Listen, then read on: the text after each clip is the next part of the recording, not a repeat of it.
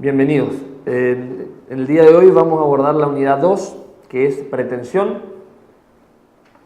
En ese sentido, corresponde que les diga que el objeto del proceso es la materia alrededor de la cual gira su iniciación, desenvolvimiento y extinción.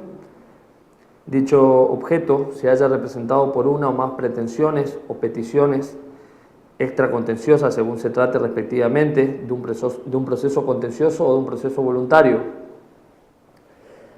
A ese fin corresponde definirla la pretensión como el acto en cuya virtud se reclama ante un órgano judicial y frente a una persona distinta la resolución de un conflicto suscitado entre dicha persona y el autor de la reclamación. Dicho acto es el que suministra precisamente la materia alrededor de la cual el proceso se inicia, se desarrolla y extingue. Es importante no confundir la acción con la pretensión, pues aquella no es otra cosa que el derecho en cuya virtud la pretensión puede ser llevada a la consideración del órgano judicial. Tampoco hay que confundirla con la demanda, en tanto ésta no solo no constituye el objeto del proceso, sino que es solo un medio de promoverlo, o diciéndolo en otras palabras, es un mero acto de iniciación procesal. También es importante decir que una demanda puede contener más de una pretensión, como ocurre en los casos de acumulación objetiva o subjetiva de pretensiones. Los caracteres que tipifican a la pretensión los podemos mencionar de la siguiente manera. Primero que nada, podemos decir que no constituye un derecho, como la acción, sino es un acto que puede caracterizarse como una declaración de voluntad petitoria. También debe necesariamente deducirse ante una persona distinta al autor de la reclamación, pues en su base se encuentra siempre un conflicto que enfrenta por lo menos a dos protagonistas. Y la configuración jurídica de la pretensión procesal solo requiere que ésta contenga una afirmación de derecho o de consecuencia jurídica derivada de determinada situación de hecho, con prescindencia de que tal afirmación coincida o no con el ordenamiento normativo vigente. La pretensión, en otras palabras, puede ser fundada o infundada. Los elementos que necesariamente debe contener la pretensión son los sujetos, el objeto, la causa y la actividad. Podemos decir entonces que la pretensión se halla integrada por un elemento subjetivo, que son los sujetos, por dos elementos objetivos, que lo constituyen el objeto y la causa, e involucra necesariamente, por otro lado, una determinada actividad con la consiguiente clasificación en lugar, tiempo y forma. Toda pretensión consta de tres sujetos. Por un lado está la persona que la formula, enfrente de ella está la persona frente a quien se formula y la persona ante quien se formula. Las dos primeras son los sujetos activo y pasivo de la pretensión, lo que comúnmente se puede denominar actor o demandado, o ejecutante o ejecutado, según el tipo de proceso del que estemos hablando. Y la tercera está representado por un órgano que reviste el carácter de destinatario de la pretensión y tiene el deber de satisfacerla, ya sea acogiéndola o rechazándola. Es el caso del juez o tribunal, en el caso de tribunales colegiados. El objeto de la pretensión, lo que se conoce como el petitum, es el efecto jurídico que mediante ella se persigue y puede ser considerado desde dos aspectos: el mediato y el inmediato. El inmediato es la clase de pronunciamiento que se reclama, de condena, declaración, ejecución, etc. El mediato es el bien de la vida sobre el cual debe recaer el pronunciamiento pedido, la suma de dinero o el inmueble cuya restitución se solicita, el hecho que el demandado debe realizar, la relación jurídica cuya existencia o inexistencia deba declararse. En lo que respecta a la causa, fundamento o título de la pretensión, consiste en la invocación de una concreta situación de hecho a la cual el actor asigna una determinada consecuencia jurídica. No debe confundirse la causa con los simples argumentos expuestos por el actor, ni mucho menos con la norma o normas jurídicas invocadas, pues no son estas las que individualizan la pretensión, sino los hechos afirmados en la medida de su idoneidad para producir un determinado efecto jurídico.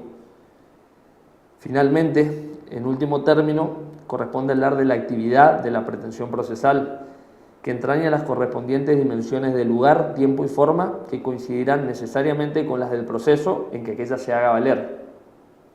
Por consiguiente, la pretensión tendrá como lugar la sede que corresponda al juez o tribunal competente para conocer del proceso, como tiempo el del acto que ese mismo proceso destina al planteamiento del objeto litigioso, generalmente será el de la demanda, y como forma lo que la ley asigna al proceso de que se trate, oral, escrito, ordinario, especial, etc. En lo que respecta a los requisitos de la pretensión, para que la pretensión procesal satisfaga su finalidad, debe reunir dos clases de requisitos. Por un lado tenemos los de admisibilidad y por otro lado los de fundabilidad.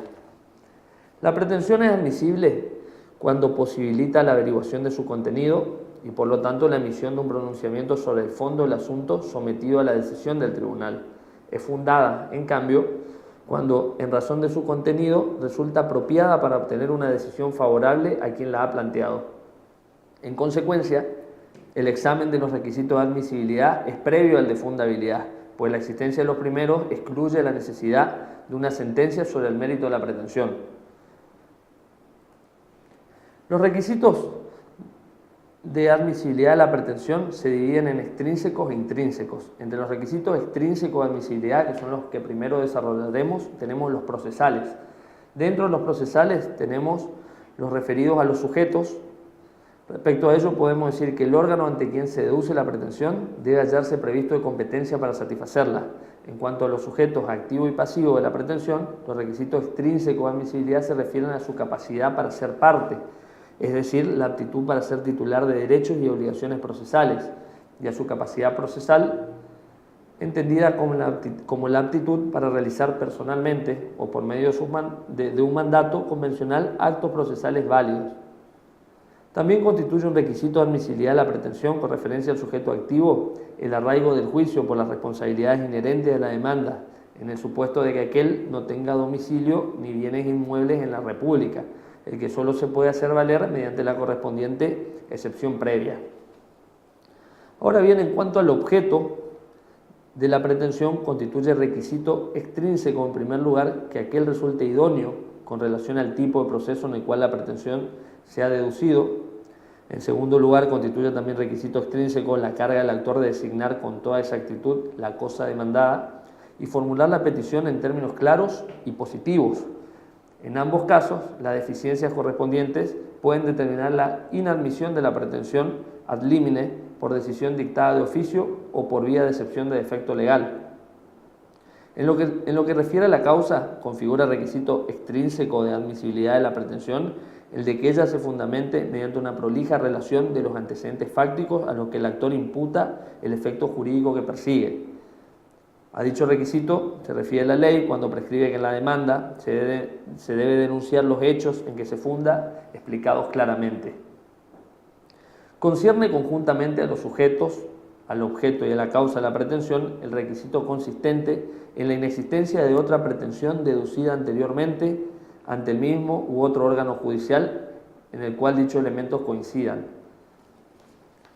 Es lo que se conoce como la litispendencia.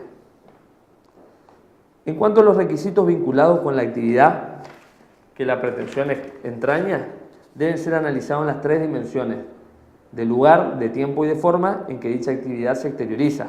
El lugar de la pretensión debe coincidir con la sede correspondiente al juez o tribunal competente para conocer en ella.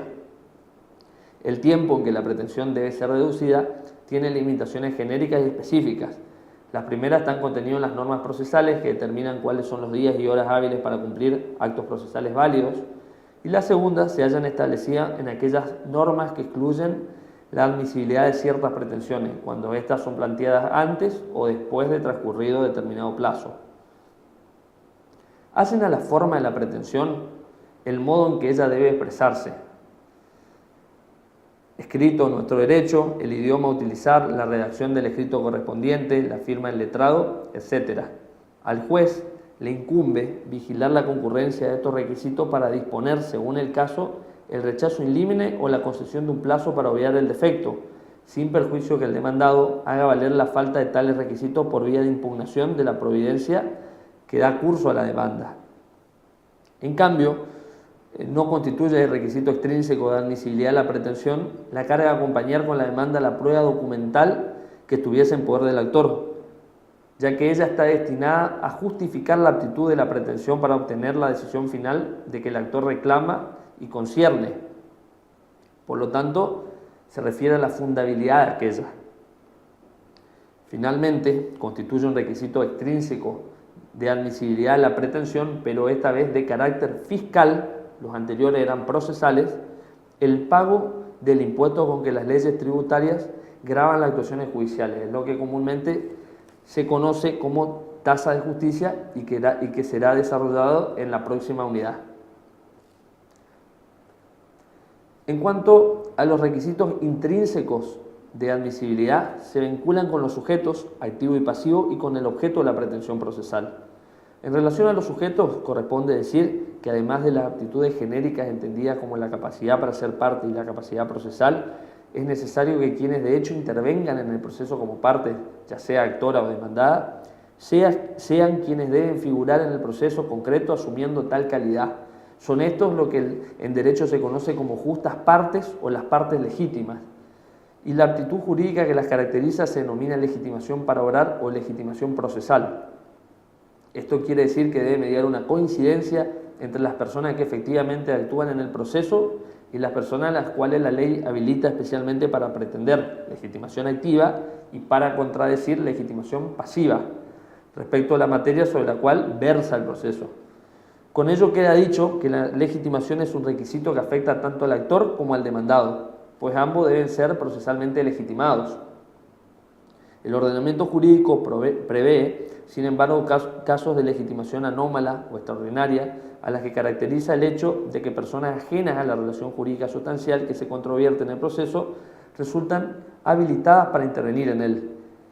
Entonces, entre los requisitos intrínsecos de admisibilidad de la pretensión relacionada con los sujetos figura además el interés procesal, que consiste en la necesidad o imprescindibilidad del proceso para satisfacer en cada caso concreto el derecho afirmado como fundamento de aquella. En el caso de no concurrir esa circunstancia, dicha pretensión es inadmisible porque la misión de los jueces consiste en decidir colisiones efectivas de derechos y no en formular declaraciones abstractas.